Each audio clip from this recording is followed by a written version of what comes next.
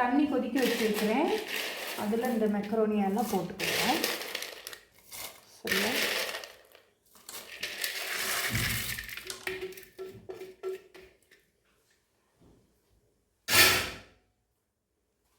உப்பு கொஞ்சம் போட்டு ஃபஸ்ட்டு நாங்கள் வேக வச்சு எடுத்துக்கிறோம். சரியா? ஃபஸ்ட்டாக வேகட்டும். நாங்கள் இந்த மெக்கரோனியாவை எப்படி செய்ய போகிறோன்னா, ஒரு கறி மாதிரி செஞ்சு கொட்ட போகிறோம். சிக்கன் கறி செஞ்சு நல்லா உரப்பாக செஞ்சு அதுக்கு கொட்ட போகிறோம். ஃபஸ்ட்டாக நம்ம அதுக்கு கட் பண்ணி வச்சுருக்க இஞ்சி கூட இதில் போடுவோம். சரியா? இந்த பாஸ்தா நாங்கள் எப்படி செய்ய போகிறோன்னா, நல்லா கோழிக்கறியை உரப்பாக வச்சு அதுக்கப்புறம் இந்த பாஸ்தாவை நம்ம ஒட்டி எடுக்க போகிறோம். இப்போ எடுத்து வச்சுருக்க வெங்காயம் நல்லா வதங்கிருச்சு. இப்போ எடுத்து வச்சுருக்க சிக்கனை இதில் போடுறோம்.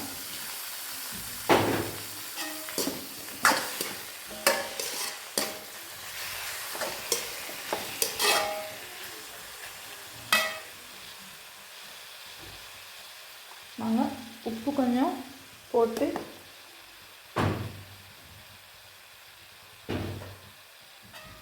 வதங்க விடுவோம்.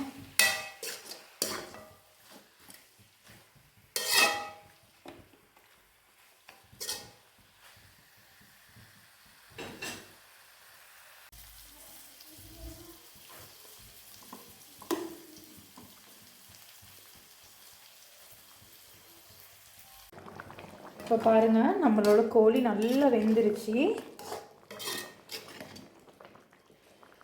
இப்போ நான் எடுத்து வச்சுருக்க 2 முட்டையையும் இதில் போட்டுக்குவோம். இப்போ இந்த முட்டையும் நல்லா வெந்து வரும் பாருங்கள் இந்த சிக்கனோட.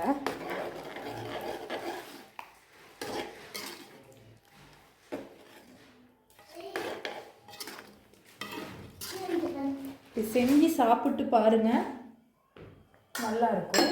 இப்போ இதோட கொஞ்சம் கட்டர் தூள், சில்லி ஃப்ளேக்ஸ் அது கொஞ்சம் போட்டுக்கிட்டு, இதோட கொஞ்சம் சோயா சாஸ் கொஞ்சம் போடுறேன். அதோட கொஞ்சம் தக்காளி சாஸும் கொஞ்சம் போடுறேன். உங்களுக்கு காரத்துக்கு ஏற்ற மாதிரி நீங்கள் போட்டுக்கோங்க. இதோட கொஞ்சம்னா மிளகு தூளும் கொஞ்சம் போட்டுக்கிறேன்.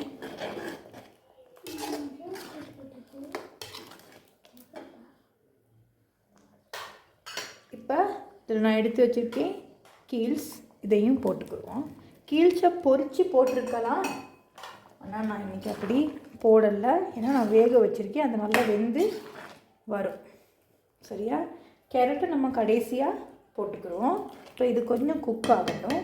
சிக்கன் எல்லாம் நல்லா குக் ஆகிடுச்சு.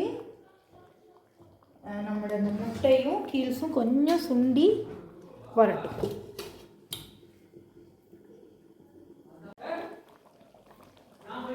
இந்த ரெசிப்பியை நீங்கள் கண்டிப்பாக ட்ரை பண்ணி பாருங்கள். உங்களுக்கு எல்லாம் ரொம்ப பிடிக்கும். சின்னவங்க கூட நல்லா விரும்பி சாப்பிடுவாங்க.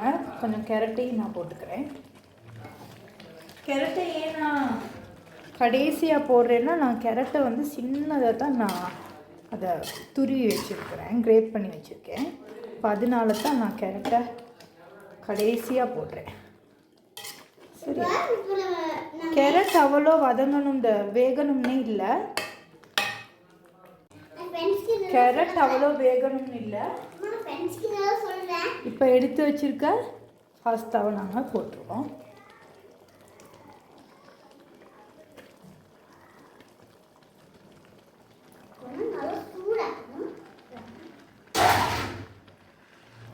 இப்போ அடுப்பை நல்லா குறைச்சி வச்சுக்கிட்டு இந்த மாதிரி நீங்கள் கிண்டி எடுங்க.